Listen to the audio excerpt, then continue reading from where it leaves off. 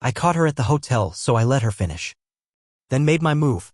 They always say if your gut is telling you something's wrong, trust it. But what they don't say is how much it hurts when your gut is right. It started with small things.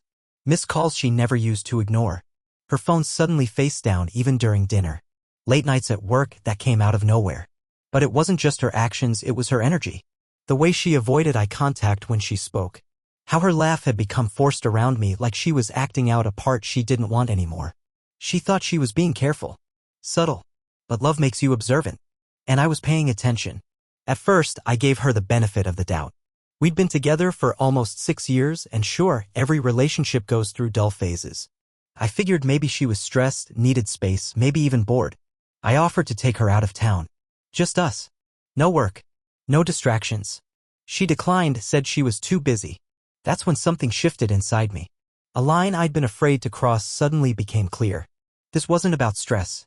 This was about someone else. I didn't ask her directly. I already knew what she'd say. Denial, deflection, maybe even gaslighting. I needed more than a hunch, I needed proof. So I did something I never thought I would. I started tracking her. Nothing fancy, nothing illegal. I dropped a cheap GPS tag under her passenger seat and synced it to my phone.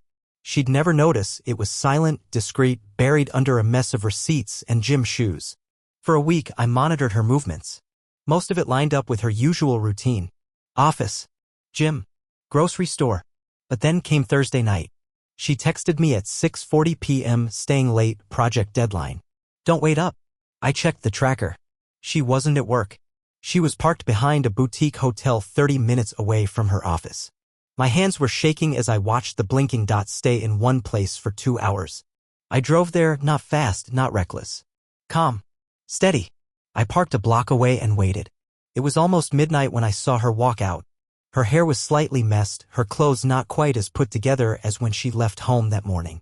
But it was her smile that said it all. The kind of smile I hadn't seen directed at me in months. Right behind her was a man. He was older, well-dressed, smug. The kind of guy who didn't care if he was wrecking someone else's home because he thought he was the upgrade. They walked to separate cars. She got in hers and drove off without a care in the world. I could have followed her. I could have confronted her that night. But I didn't. Because she had just confirmed everything I needed to know. And I wasn't going to waste a single word on a lie she'd try to twist. No screaming. No begging. No emotional scenes. I had something better. I had a plan. For the next 3 weeks, I played the role. Supportive boyfriend. Smiling at the right times. Asking about her projects with just the right amount of casual interest. She thought I was still under the spell. That I hadn't seen what she really was. And that was perfect. Behind the scenes, I documented everything. Hotel visits.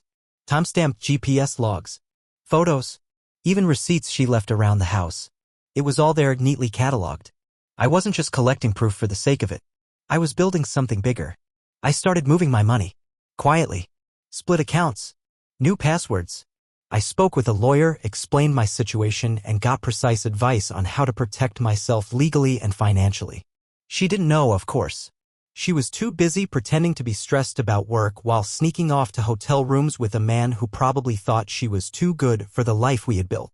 The more I observed, the calmer I became. Because the deeper I went, the more I realized how many times I had looked past the signs before. Missed details. Feelings I ignored. And now? Now I saw everything clearly. She wasn't just cheating on me. She had been slowly replacing me emotionally, mentally, physically, and thinking I'd never notice. That I'd just keep showing up with dinner, holding her when she pretended to cry from work stress, offering support while she gave her affection to someone else. But that's the thing about betrayal. It doesn't just end the relationship. It ends the version of you that once trusted them. And in its place, something stronger starts to grow. So I watched. Waited. Let her dig herself deeper into her own fantasy. She thought she was clever. That I was blind. But she was building her house of lies on a foundation I had already started tearing down, brick by brick. The day would come when I'd flip the switch. But not yet. Timing was everything. And I wanted the collapse to be perfect. Over the next 2 weeks, I perfected the act. The caring partner. The understanding listener. I made her coffee in the morning, offered to run errands, even bought her flowers just because. She smiled at me with that same manufactured warmth I used to mistake for love. And each time she walked out the door with another lie about staying late or having dinner with clients, I simply nodded and wished her a productive evening. Little did she know, I already had every piece of her betrayal laid out in chronological order. I had GPS logs from 4 different hotel visits. I had photos of her entering and exiting buildings with the same man, always keeping just enough distance to maintain plausible deniability but not enough to fool anyone really paying attention. I even had a copy of her hotel reservation confirmation that she forgot to delete from the shared email account we'd once used to book vacations together. I'd reached a point where my heart no longer hurt. Not because I didn't care, but because I had processed the pain and turned it into something sharper, something useful. Her betrayal had become my blueprint. And now I was building something with it, a quiet, calculated exit. My first move was to remove her access to anything tied to me financially. I rerouted bank accounts, changed login credentials, and revoked the supplementary credit card she used without a second thought. I kept the card active just long enough to let her believe nothing was changing, then quietly shut it off after one last transaction, an expensive dinner she didn't know I had already traced. She must have thought it was a glitch when it got declined later, but she never brought it up. Maybe she didn't want to risk drawing my attention.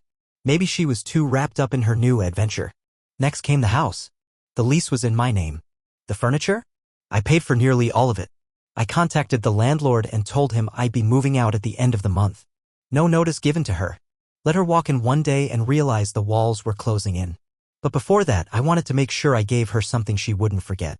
There was a gala coming up, a formal corporate event hosted by her firm. The same one she claimed was invite-only and too boring for someone like me. I found out through a mutual acquaintance that she was planning to attend with her boss. The one she was cheating with. She wasn't just hiding the affair, she was flaunting it under the guise of professionalism. I saw the perfect opportunity. I reached out to a friend of mine who worked in event photography and managed to secure a pass. No red flags. Just another guy with a camera. The night of the event, I dressed sharp. Nothing flashy, but enough to blend in. I arrived an hour early, made a few rounds, then positioned myself near the back. I watched her walk in wearing a dress I had helped her pick out months earlier for a friend's wedding. She looked around like she owned the place, holding onto his arm like she had already replaced everything we had built together. He whispered something in her ear and she laughed, loud, confident, proud. They posed for a photo in front of the press banner. I watched it happen. Then, when no one noticed, I snapped a shot of my own from a discreet angle. It wasn't about exposing them to the world. Not yet. It was about collecting the final piece of evidence. The moment she publicly chose him over me while still living under my roof, using my resources and pretending everything was fine. I didn't approach her. Didn't cause a scene. I walked out before they could even see me. That was the power of it all. She had no idea that her illusion was collapsing one quiet move at a time. And I wasn't finished. Back at home, I began my final preparations. I packed the essentials, documents, valuables, personal items, and placed everything in storage. Then one afternoon while she was working late, I cleaned out the apartment. I didn't destroy anything. That wasn't my style. I simply took what was mine and left behind the emptiness she'd earned. I left her a note on the kitchen counter. Just 5 words. I let you finish. Goodbye. No emotion. No anger. Just finality. I moved into a temporary place I had secured weeks earlier. She texted me that night, first confused, then panicked. Then came the calls. Dozens of them. Voicemails that ranged from "Where are you?" to "What's going on?" to "Can we talk?" I didn't respond to any of them. The next morning, she showed up at my workplace. I didn't come out. I had already informed security that an ex might appear. They turned her away. The following day, the emails started. Paragraphs of justification, twisted apologies, self-pity masked as honesty. I skimmed them, saved them, and archived them. Not because I planned to respond, but because every word was a reminder of how calculated her betrayal had been. She wasn't sorry about what she did. She was sorry that I took away the comfort of getting away with it. I had stayed silent long enough. Now it was my turn to speak. Not with words, but with actions she'd never forget. She thought I was broken. That I'd disappear quietly, lick my wounds in some dark corner, maybe drown myself in bitterness or shame. That's what cheaters count on, that the ones they betray will fall apart while they move forward unscathed. But I didn't fall apart. I didn't implode or lash out. I evolved. I became sharper, quieter, colder, not in a cruel way, but in a focused way. She had mistaken my silence for weakness. What she didn't realize was that silence is where strategy is born. And mine had only just begun. After I moved out, I didn't block her. I let her sit with her questions. I let her stew in the silence she thought she wanted. That's the thing about people like her, they crave attention. even the negative kind. They live for drama, for emotional fireworks. But when they're met with indifference, that's when the real panic sets in. The longer I stayed silent, the more frantic her attempts became. Her texts started to shift from confusion to desperation. Can we just talk? You're being unfair. At least give me a chance to explain. Then the guilt trips, you didn't even try to fight for us. You gave up so easily. As if I hadn't been holding it together alone for months while she snuck around behind my back.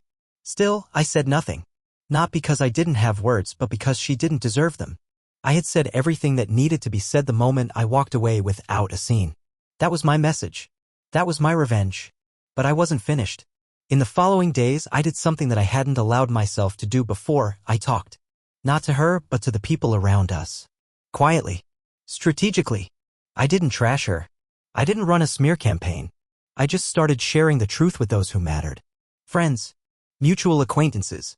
People who had watched our relationship from the outside and assumed we were solid. I showed them the photos. The GPS data. The hotel receipts. I let the facts speak. No drama. No exaggeration. Just the truth. It didn't take long for the fallout to begin. People stopped responding to her messages. Invitations dried up. Her carefully curated social circle started to shrink. She wasn't the confident, polished woman they thought she was. She was the one who betrayed the man who stood by her for years without hesitation. The one who lied, snuck around, and tried to play the victim when the lies collapsed. And the corporate world she idolized? That world has no patience for scandal.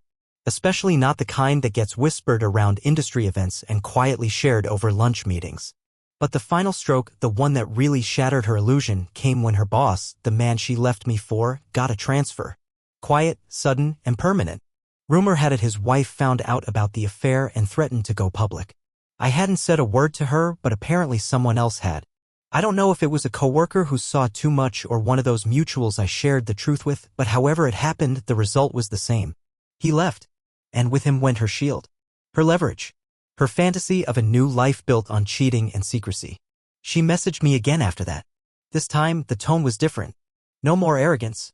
No more excuses. Just regret. I lost everything, she wrote. And I don't blame you. I read it once and closed it. Not because I didn't care, but because I did. I cared enough to protect the new version of myself I had fought to become. A version that didn't need revenge to feel powerful, just peace. But she didn't stop. Weeks passed. Then one day, I got a knock on my office door. She was standing there, exhausted, makeup smudged, nothing like the woman who used to strut through life like she owned it. She asked if we could talk. I almost said no. But I was curious. Not about reconciliation, I had zero interest in that. But I wanted to hear what someone like her says when the mask finally drops. We sat in the conference room, opposite ends of a table that once would have been a dinner table in our apartment. She started slow. Apologies. Explanations. She talked about how lost she had felt. How she craved excitement. How she thought I'd always be there, no matter what. I thought you'd fight for me, she said. I did, I replied. I fought for you every day when I came home and gave you everything I had, even when I felt you slipping away. I fought for us when you stopped fighting. You just didn't notice. She didn't argue. She just nodded, tears forming in her eyes. I wish I could take it back. But you can't, I said. And even if you could, I wouldn't let you. She wiped her face and stood up, her body language smaller than I had ever seen it. I just needed you to know. I never stopped loving you. I looked her in the eye and gave her the most honest thing I could. I believe you. But love without loyalty is just a game. And I don't play games anymore. She walked out without another word. And as I watched the door close behind her, I didn't feel sad. I didn't feel angry. I felt something better. I felt free. After she left my office that day, I sat there for a long time. Not replaying her words, not analyzing her tears, just sitting in the silence she left behind. And you know what? That silence didn't feel empty. It felt earned. Like the final note in a long, difficult song. Like the closing click of a door that should have been shut long ago. She had finally said the words I always suspected she was too proud to admit. She had finally dropped the act, dropped the pretense, dropped the excuses. But the moment had passed. The window had closed. And I was no longer standing on the other side of it hoping she'd come back. I was already miles away in a life that no longer had space for her. In the days that followed, I didn't feel the need to tell anyone what happened. I didn't gloat. I didn't share screenshots. I didn't craft some dramatic post for social media. That's not how real victories work. They're quiet. Internal. You carry them like armor, not trophies. And mine had already served its purpose. I had faced her, listened to her truth, and still chosen myself.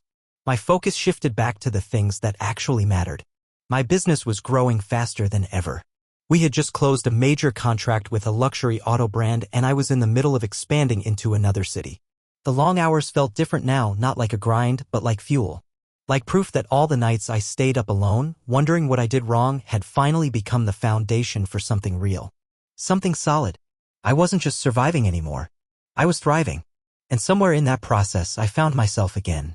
Not the version of me that she chipped away at with every passive-aggressive comment and subtle dismissal.